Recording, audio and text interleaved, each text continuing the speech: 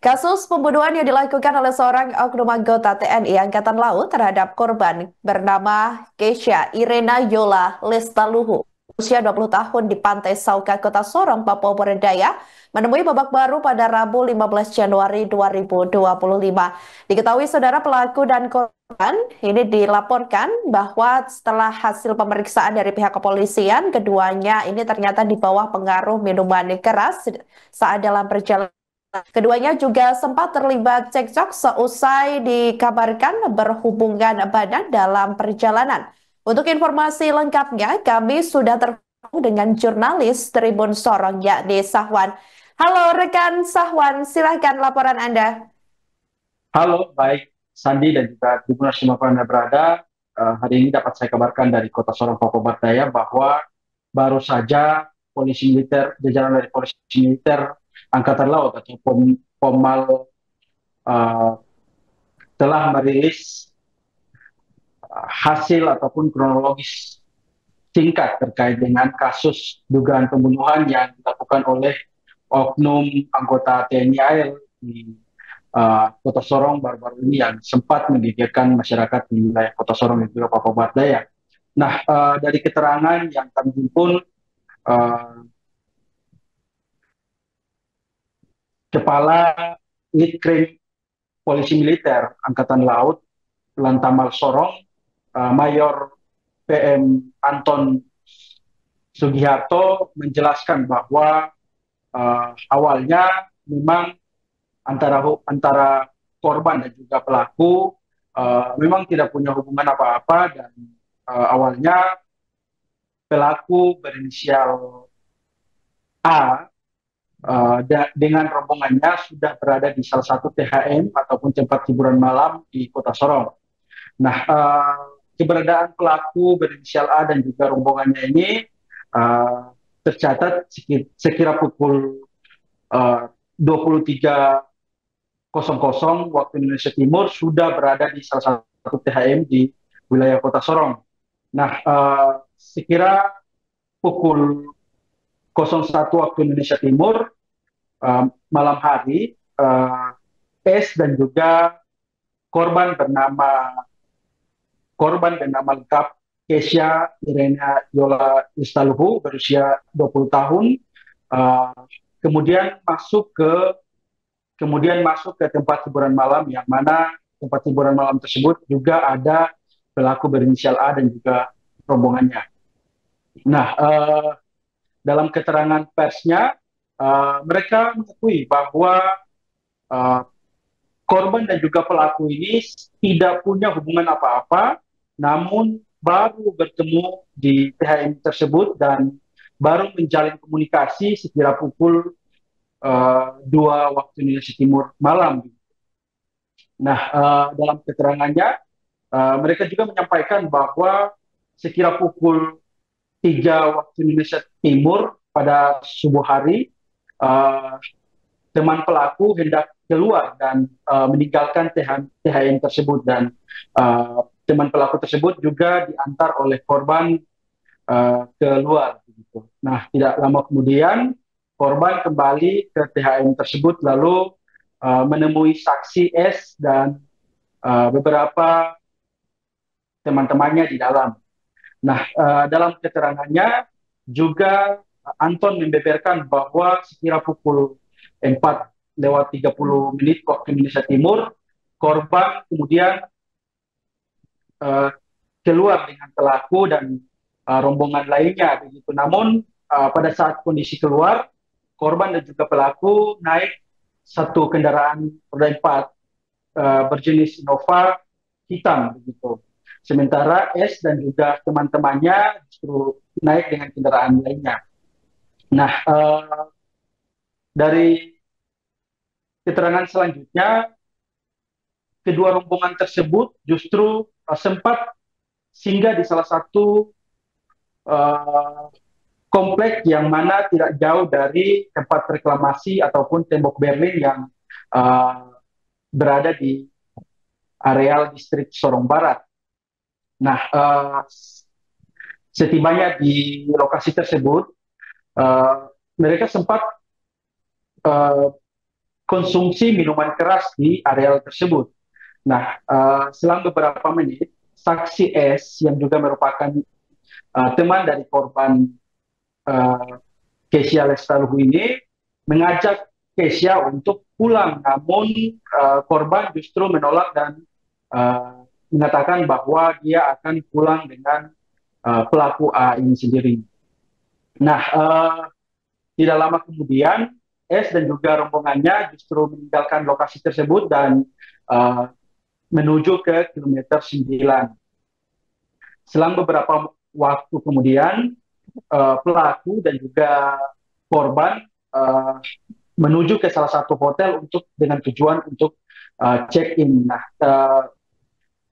dalam posisi menuju ke hotel tersebut, mereka memang dalam posisi dipengaruhi minuman keras, namun tidak tahu bagaimana ceritanya. Langsung pelaku dan juga korban justru berputar arah dan menuju ke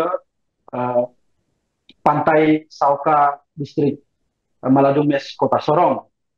Nah, dalam perjalanan itu sempat korban dan juga pelaku berhubungan badan dan karena entah kenapa pelaku sempat memberhentikan mobilnya dan sempat melampiaskan hasratnya di samping mobil begitu. Nah, tidak lama kemudian korban dan juga pelaku justru melanjutkan perjalanan menuju Sauka dan sembari berhubungan. Gitu.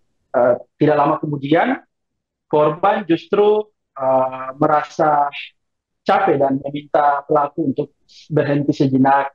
Namun tidak tahu kenapa justru pelaku tersebut malah mengambil sebilah sangkur di dalam mobil tersebut. Nah, pada saat posisi tersebut langsung pelaku menghujani tusukan di areal tubuh korban itu. Nah, dari keterangan tersebut sudah diakui oleh jajaran Pomal dan juga sudah diakui oleh pihak pelaku, dan sampai hari ini pelaku masih dilakukan pemeriksaan mendalam terkait dengan kesehatan dan juga terkait dengan pemeriksaan saksi dan barang bukti lainnya. Nah, hingga hari ini barang bukti berupa sebilah sangkur yang dipakai untuk menusuk mengakhiri hidup korban justru sampai hari ini belum ditemukan keberadaannya. Sekian, Sandi. Baik, terima kasih jurnalis Tribun Sorong, rekan Safwan atas laporannya, dan selamat kembali bertugas. Di titik Waigu, di titik tembok berdiri depan Hotel Waigu itu mereka berpisah. Ya, berpisah, saudari S beserta saksi yang lain ini menuju kilo 9 keterangannya, kemudian sementara korban dan pelaku itu menuju depan Hotel Citra, ada Hotel Ridho ya. Nah, depan Hotel Citra itu berencana akan check-in, namun batal di situ. Alasan batalnya kenapa juga tidak diketahui sebabnya, belum disampaikan.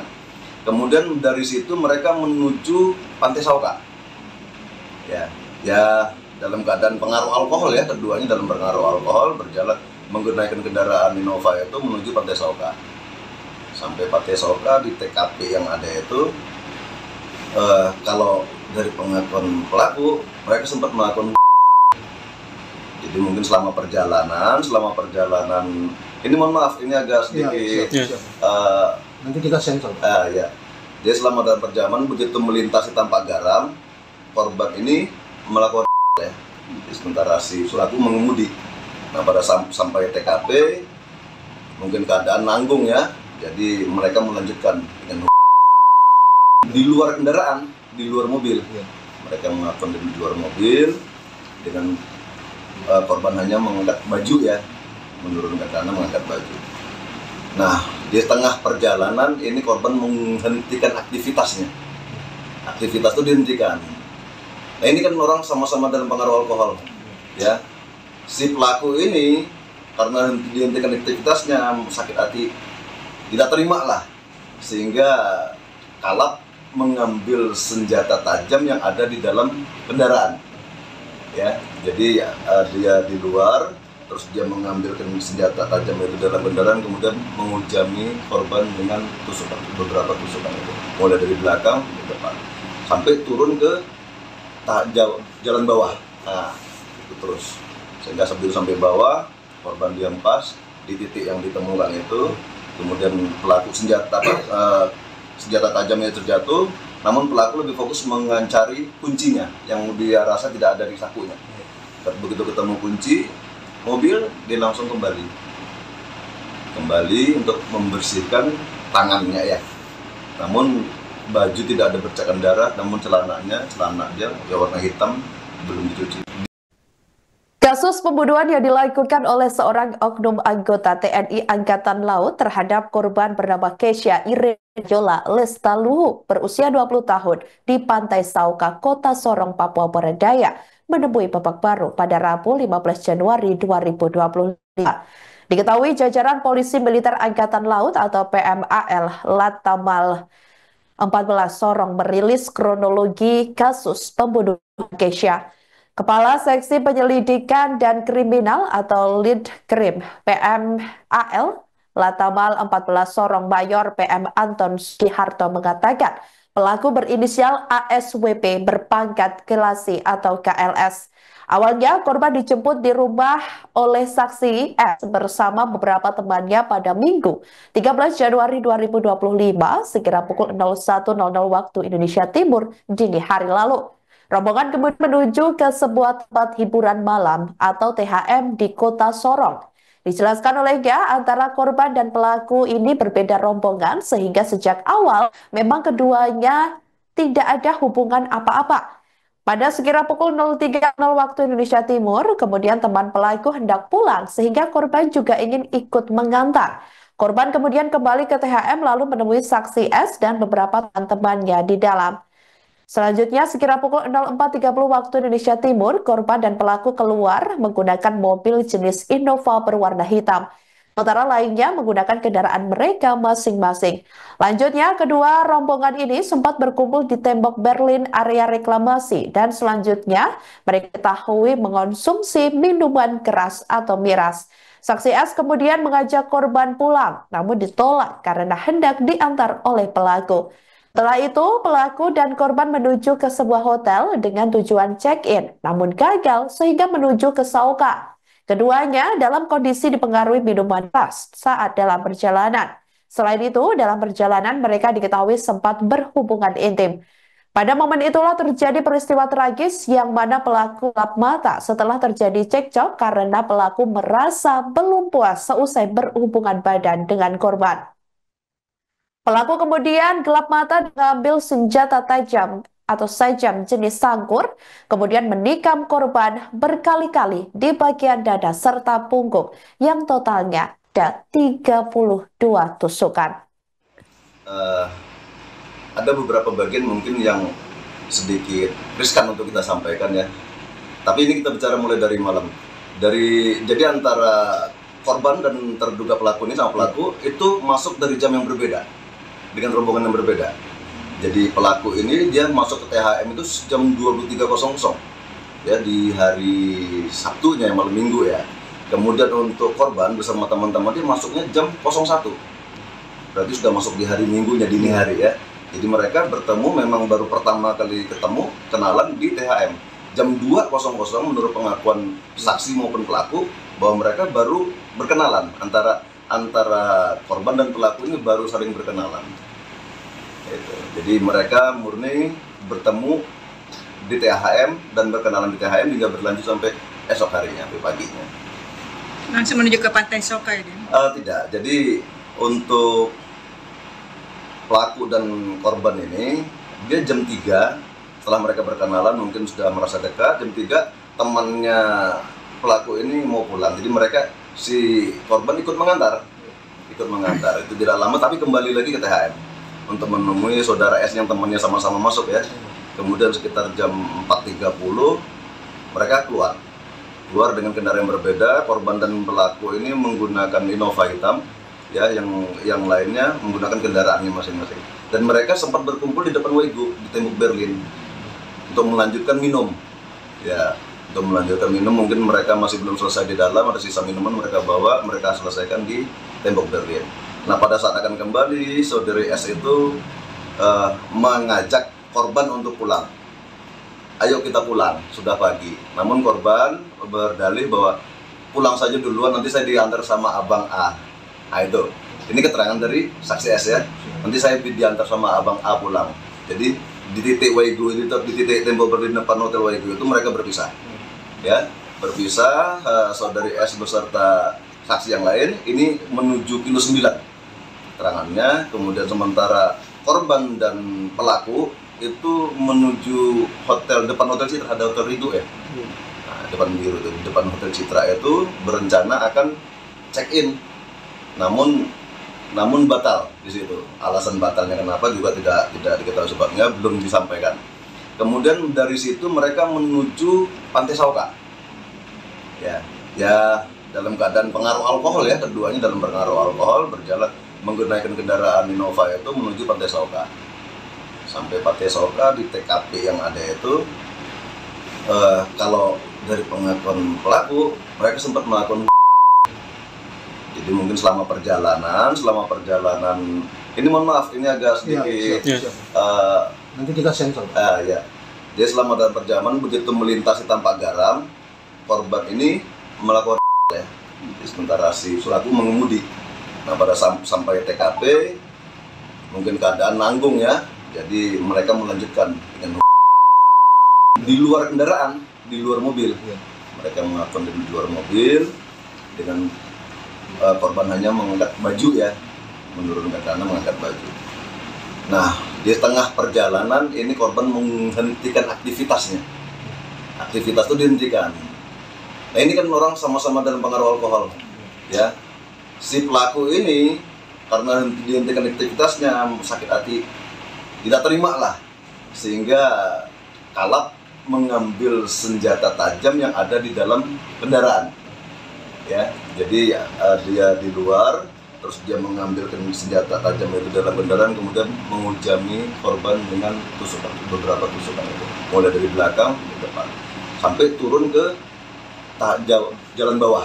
Nah, itu terus, sehingga sampai bawah, korban dihempas di titik yang ditemukan itu, kemudian pelaku senjata tajamnya terjatuh.